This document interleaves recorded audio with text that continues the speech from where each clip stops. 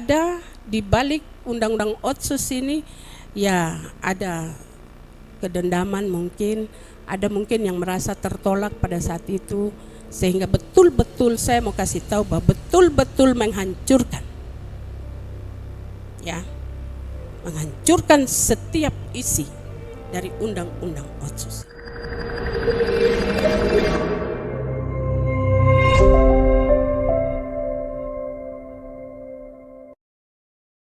Saya Ibu Dorince Mehue. Saya hari-hari ada di Majelis Rakyat Papua sebagai Ketua Dewan Kehormatan Majelis Rakyat Papua di lantai 14 Gedung Tifa. Saya ini periode kedua kembali ke Majelis Rakyat Papua, dan saya utusan dari Gereja Kristen Injili di Tanah Papua. GKI mengutus untuk periode kedua. Saya di sini tidak melihat berapa kali saya ada di lembaga ini, tetapi ketika kita hari ini duduk dengan tema yang begitu luar biasa, kita bicara tentang diri kita sendiri. Bicara MRP tidak bisa terlepas dari bicara otonomi khusus. Itu dulu harus kita tegaskan. Hari ini tema yang besar yang ada di hadapan kita, yang menggugah hati kita untuk kita bisa memberikan pikiran, memberikan jawaban dengan masing-masing orang punya pikiran. Saya sebagai orang Papua, saya memberi jawaban apa terhadap pertanyaan besar ini. Ya, saya juga melihat tema ini tergugah.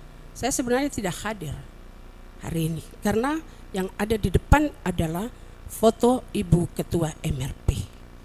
Majelis Rakyat Papua, kita harus bertanggung jawab untuk bicara tentang otonomi khusus di tanah Papua.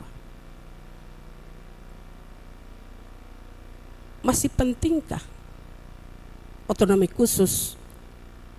Masih pentingkah disebut otonomi khusus Papua? Ini kalau orang baca sepintas, nanti mereka beri pandangan, ini pertanyaan bodoh. Pertanyaan gampang sekali yang tidak perlu juga dipertanyakan. Tapi kenapa harus jadi sebuah pertanyaan hari ini? Dan harus kita duduk, itu dulu. Mengapa tema ini muncul? Apa yang melatar belakangi?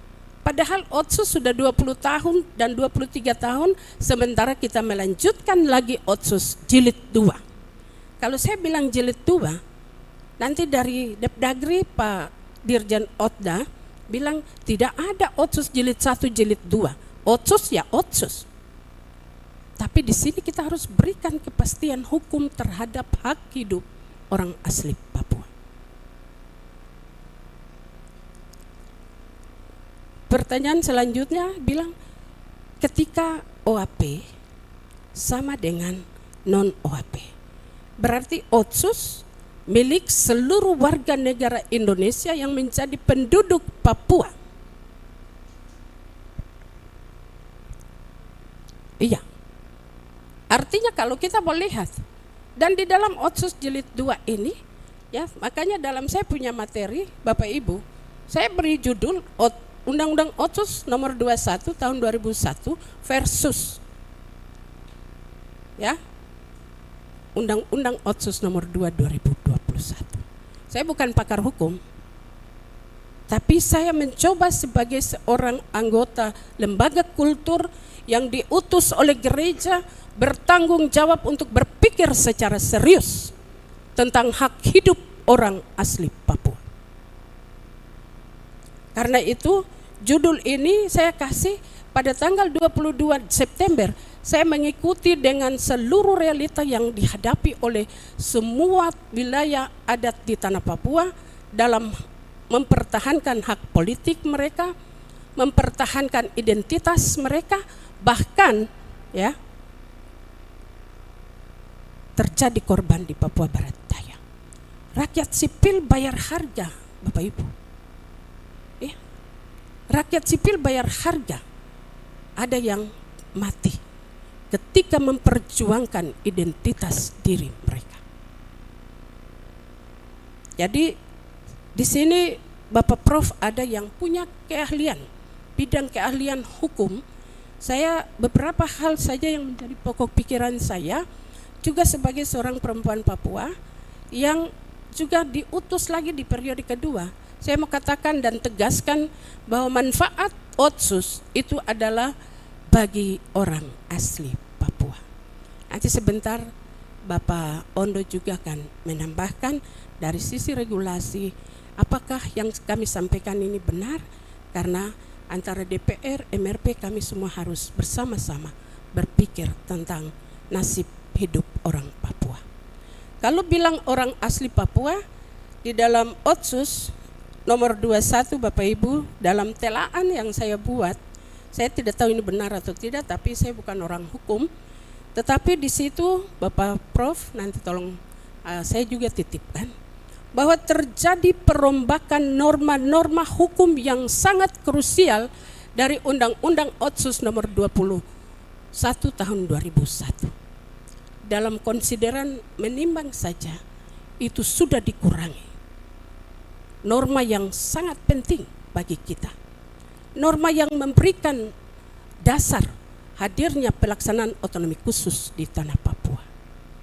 Itu hilang. Yang kedua, saya mau kasih tahu bahwa Otsus nomor 2 itu tidak ada keterlibatan dari DPR, MRP, dari daerah. Ini jujur. Kita tidak boleh bicara tipu-tipu. Kenapa itu terjadi? Karena sebelum menjelang Otsus ini berakhir, maka terjadi juga gejolak. Saya karena MRP periode lama, ya ada juga dokumen-dokumen penolakan yang hadir di MRP. Menolak Otsus, menolak DOB, tetapi di situ kami harus memberikan sikap yang bijaksana sehingga MRP pernah mengajukan judicial review ke MK. Itu sebabnya kami periode kemarin itu mengalami banyak hal ya yang merugikan kita orang Papua karena tidak ada keterlibatan kami dalam revisi Undang-Undang Otsus nomor 2. Itu saya harus sampaikan karena saya salah satu juga yang ikut mengambil posisi untuk bisa menyuarakan ke pusat bahwa Otsus ini harus disahkan, DOB harus jalan dengan harapan bahwa ada perubahan dalam diri orang asli Papua untuk meningkatkan kesejahteraan dari masing-masing wilayah adat. Tapi kemudian ini juga rancu. Bapak Ibu, pada saat itu diwacanakan hanya 2 pasal yang akan mengalami perubahan, yaitu pasal 34 yang tadi disinggung Bapak Prof terkait dengan berakhirnya dana otonomi khusus di tahun 2021.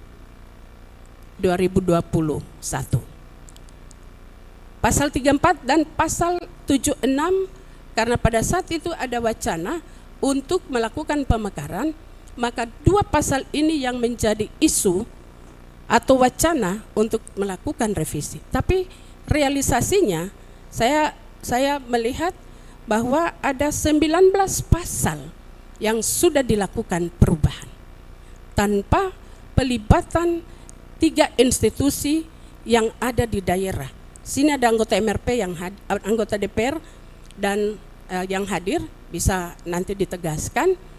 Kita juga tidak tahu kenapa itu tidak melibatkan kita. Kemudian pemerintah pusat secara sepihak melakukan amandemen atau revisi ini dengan mengacu kepada pasal 76 ayat 2. Ayat 2 itu menyatakan bahwa pemerintah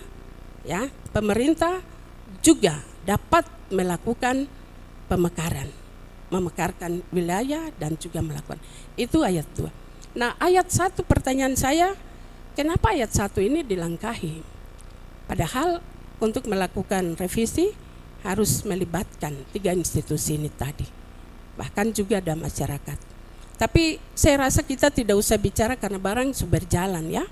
Hari ini kita hanya berpikir bagian-bagian yang krusial yang sudah mengalami perubahan yang ikut merugikan nasib orang asli Papua di bagian itu harus kita berpikir hari ini untuk bisa memberikan pertimbangan dan juga pokok pikiran kepada pemerintah pusat untuk melakukan revisi terhadap itu. Kalau tidak, Bapak Ibu, saya mau kasih tahu bahwa di pasal 1 ketentuan Undang-Undang Otsus itu di situ sebenarnya akar masalahnya. Tadi saya rasa saya tidak mengulang lagi terkait dengan orang asli Papua, ya. Kategori orang asli Papua siapa? Ya, orang asli Papua tadi Bapak Prof sudah menjelaskan. Tetapi saya setuju tadi saya juga melihat bahwa ada pasal karet memang. Di ketentuan pasal 1 di situ dikatakan di huruf E bahwa penduduk asli di Provinsi Papua itu adalah salah satu rumpun dari ras Melanesia yang merupakan bagian dari suku-suku bangsa di Indonesia yang memiliki keragaman kebudayaan, sejarah, adat istiadat, dan bahasa sendiri. Saya rasa kita semua di tanah Papua itu bahasa ibu kita kenal, pasti kita punya. Di Mepago, Lapago, Tabi, Sentani, kita semua punya bahasa ibu, dan bahasa ibu itu menandakan identitas saya. Dari mana orang akan tahu kalau saya Dorin Cemehue, saya dari Sentani? Kalau saya tidak tahu bahasa, orang tidak tahu. Aku meragukan karena saya tidak tahu bahasa. Kalau aku betul-betul orang Sentani, nanti Pak Ondo bilang, aku bilang orang Sentani, coba bicara bahasa dulu. Kalau saya tidak tahu, ya berarti patut dipertanyakan. Ini harus kita tegaskan, karena itu identitas yang melekat dalam diri orang asli Papua. Itu identitas. Itu sebabnya kita harus mengajarkan anak-anak supaya jangan. Kenapa? Karena kemarin dalam verifikasi faktual, ya, ada yang tidak bisa bahasa ibu. Ya, ini saya sampaikan. Ada yang tidak tahu bahasa ibu. Ada yang sampai keturunan sekian, marganya beda. Apakah kita bisa katakan bahwa dia orang asli Papua? Tapi saya pulang itu dengan segala pertanyaan tentang pribadi dari orang yang saya itu. Begitu. Jadi kalau kita bilang orang asli Papua, ya sudah. Saya rambut keriting, kulit hitam yang beda. Dan Tuhan tempatkan di atas tanah dan negeri saya. Mengapa kita hari ini ada menghadapi konflik, ada korban? Karena ada pasal karet ini. Nanti Bapak Prof ada, jadi saya juga takut bicara, saya bukan orang hukum jadi. Ya, tadi. Nah itu di pasal karet yang saya maksud tadi itu di pasal 1 huruf A sampai U, dan lebih khusus di huruf T yang berbunyi orang asli Papua adalah orang yang berasal dari rumpun ras Melanesia yang terdiri dari suku asli di Provinsi Papua dan atau orang yang diterima dan diakui sebagai orang asli Papua oleh masyarakat adat Papua. Itu toh, itu pasal karet. Jadi kalau hari ini terjadi pembunuhan, tidak usah, tong terima saja dulu, baru tong gabung kekuatan, baru tong kasih tahu ke pusat bahwa disinilah yang menjadi rancu bagi kami, disinilah yang menjadi akar masalah sampai terjadi pembunuhan. Sepanjang pasal ini tidak akan direvisi, maka sepanjang itu tadi Bapak Prof sudah sampaikan kategori mama bapak Papua, bapak Papua, mama ini sampai dengan semua orang yang datang mengabdi di tanah Papua, yang menolong kita orang asli Papua, semua punya hak yang sama untuk maju di semua aspek kehidupan Bapak Ibu. Baik juga di politik. Itu sebabnya saya melihat bahwa kemarin itu juga karena pasal karet itu. Ada teman-teman yang bertahan seperti Papua Barat Daya, ya ini bapak-bapak ketua-ketua MRP ada nonton, ada asosiasi. Sebenarnya kita berpikir bahwa asosiasi adalah sebuah wadah yang memberikan kekuatan kepada kita orang asli Papua agar berjuang untuk mempertahankan ini. Tapi itu pun tidak bisa. Kenapa? Karena itu undang-undang ini hadir, Undang-Undang Otsus nomor 2, tanpa pelibatan kita orang asli Papua. orang asli Papua, yaitu representasinya ada di MRP. Ya jujur saja, MRP dicap dengan segala macam. Itu kami jadi korban, tapi tidak apa-apa. Itu semua perjuangan. Nah, yang saya maksud di sini adalah kita harus memberikan kepastian untuk politik. Saya lihat di pasal 12 Bapak Prof, di pasal 1 tadi memberikan kelonggaran bahwa itu seluruh penduduk orang asli Papua bisa maju. Itu sebabnya kita saudara-saudara yang lain, Dewan Adat kasih rekomendasi. Oh ya, Bapak Ketua MRP yang mulia, selamat datang. Iya, jadi Bapak Ibu, kami melihat bahwa masih ada kelonggaran yang ada celah hukum. Jadi itu sebabnya Bapak Ibu semua masyarakat bisa melihat bahwa kemarin di dalam Pilgub, ya sebenarnya kalau kita mau mengacu kepada pasal 12 syarat gubernur wakil gubernur, saya rasa di situ sudah ada kepastian hukum bahwa gubernur wakil gubernur di huruf A bilang orang asli Papua, titik, tidak ada koma. Tetapi ya itu ada tetapinya. Kenapa? Karena ada pasal sebelumnya di atas itu sudah membuka kelonggaran itu. Jadi disinilah kerancuannya. Biar lewat diskusi ini, coba bagian-bagian ini kita duduk untuk diskusi kembali dan merumuskan sampai kita bisa mendapatkan pokok pikiran yang bisa kita sampaikan kepada Bapak Prabowo dalam setahun. Mungkin ini kita juga masukkan sebagai 100 hari, Jadi 100 hari setelah beliau dilantik, ya kita mungkin masyarakat Papua bisa memberikan pokok pikiran ini secara elegan. Ya kita juga sampaikan bahwa orang Papua juga bisa menganalisa semua undang-undang yang kami kasih. Nah, pertanyaan saya, apakah undang-undang ini kemarin diusul oleh DPR ataukah itu dari Depdagri? Yang punya hak inisiatif ini siapa? Karena saya melihat di sini, mohon maaf Bapak Ibu, ada di balik undang-undang Otsus ini ya ada kedendaman, mungkin ada yang merasa tertolak pada saat itu, sehingga betul-betul saya mau kasih tahu bahwa betul-betul menghancurkan, ya, menghancurkan setiap isi dari undang-undang Otsus ini. Saya tidak mau bicara ini, tapi saya punya telaan, nanti saya akan serahkan sama Pak Prof untuk bisa sebagai anggota MRP. Setiap kami siapapun harus bertanggung jawab untuk menganalisa, untuk mengikuti semua progres yang terjadi di atas tanah ini. Karena itu tanggung jawab kita yang melekat. Nah, itu sebabnya saya hari ini menyampaikan ini, karena saya lihat saya tidak mau bicara banyak, tidak mau terlalu ekstrim, karena ada pasal karet di ketentuan umum. Kemudian dikonsideran menimbang, mengingat dan seluruh itu dibongkar habis.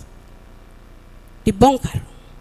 Yang tadinya ada 15 poin, nanti ada John ada perhatikan, nanti saya ada yang nanti akan bongkar itu. Membongkar semua. Saya melihat di menimbang, konsideran itu saya mulai melihat, menimbang, mengingat. Tapi pertanyaan saya, mengapa bagian-bagian yang sangat krusial kemudian dihilangkan? Sampai ketetapan MPR segala macam hilang di Undang-Undang Otsus nomor 2. Itulah yang menyebabkan kita lemah. Begitu. Jadi saya pikir dari saya tidak ini banyak, tapi apa yang saya coba pikirkan, karena kita bicara juga mau bicarain barang sudah jalan. Itu sebabnya besok setelah pelantikan, tapi Otsus nomor 2 ini memberikan ruang kepada kita untuk anggota DPR, DPRK, bukan hanya di provinsi saja, tetapi seluruh kabupaten kota itu. Kita punya kekuatan besar untuk besok kita bersatu untuk melakukan judicial review terhadap pasal-pasal yang merugikan kita orang Papua, sehingga memberikan kepastian hukum terkait dengan identitas kita sebagai orang asli Papua. Sekalipun pakar antropolog atau hukum mereka memberikan bahwa harus kita menganut sistem patrilineal dan segala macam, itu pun tidak akan memberikan keuntungan bagi kita sepanjang pasal karet yang ada tadi itu masih ada. Karena ini regulasi nasional yang ada itu tanpa pelibatan kita orang Papua. Ini saya kasih tahu, kita tidak dilibatkan begitu. Jadi semua proses yang terjadi sesuai dengan kepentingan, tapi tidak mungkin negara membiarkan kita terlunta-lunta. Pasti ada baiknya juga, tetapi ada bagian-bagian tertentu yang sangat krusial yang melekat dalam diri orang Papua itu jangan dihapus, sehingga itu ada kekuatan hukum di situ. Jadi khusus untuk realita yang kita lihat untuk Pilgub besok, kami juga melihat ada potensi-potensi yang akan terjadi yang merugikan kita. Ya, mudah-mudahan pemerintah pusat bijak melihat dan bupati, wakil bupati, wali kota biar semua jalan mengikuti regulasi umum. Itu tidak bisa hanya masih berlaku untuk Pilgub dan gubernur dan wakil gubernur. Ke depan kita berharap untuk hak politik mulai dari Bapak Prof minta maaf dari gubernur, wakil gubernur, bupati, wali kota, anggota DPD RI hari ini ada perwakilan mewakili Papua tidak boleh diwakili oleh saudara-saudara lain, harus seorang asli Papua. Ya. Jadi ada 4 orang.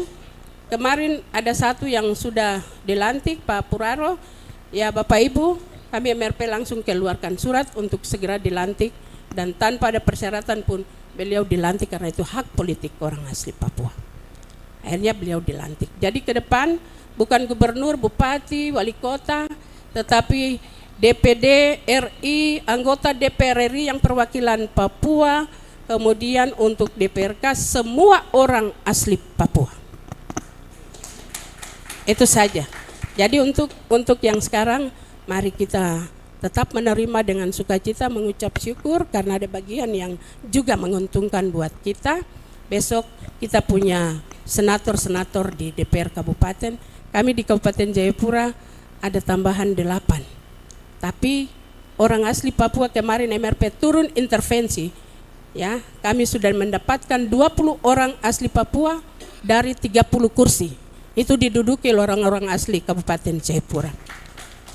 MRP, DPRP harus kita intervensi, tidak bisa kita tinggal diam. Dan 8 orang dari kursi Otsus besok ada sehingga Kabupaten Jayapura itu dari 35 tambah 8, berarti 28 orang itu diwakili oleh orang rambut keriting kulit hitam yang non OAP hanya 10 karena kita menghargai mereka.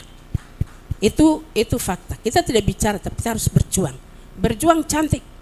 Ya, besok juga untuk merubah ini dan menjawab pertanyaan tadi, masih pentingkah disebut otonomi khusus Papua? Saya rasa itu masih penting, tinggal kita perbaiki bagian-bagian yang sudah tidak dipentingkan oleh pemerintah tapi kita kembalikan lagi. Dan ketika OAP sama dengan non OAP, saya rasa ada bagian-bagian yang menjadi milik warga negara Indonesia karena kita OAP juga adalah bagian dari warga negara Indonesia. Hanya negara memberikan kita kekhususan, keistimewaan lewat undang-undang otonomi khusus, termasuk hak juga kita juga sudah diserahkan oleh negara. Terima kasih, mungkin dari saya itu nanti pertanyaan-pertanyaan dan dia akan berkembang pada diskusi nanti.